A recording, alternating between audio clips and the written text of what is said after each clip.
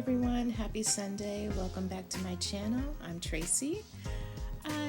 Since it's Sunday, I took a break from my intermittent fasting and decided to have breakfast. I used the leftover jalapeno cheddar grits that we had and placed it at the bottom of a ramekin.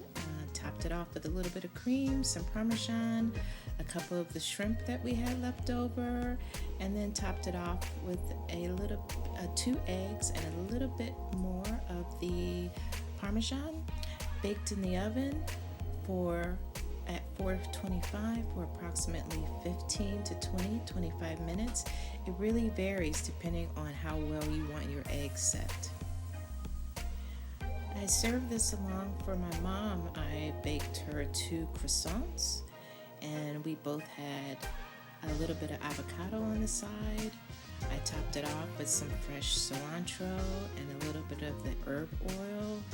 As you know, if you've been watching my channel, I am a fan of herb oils. I really am. It just adds a freshness to your food, and while also offering you quite a bit of impact on your immune system and health benefits of the herbs.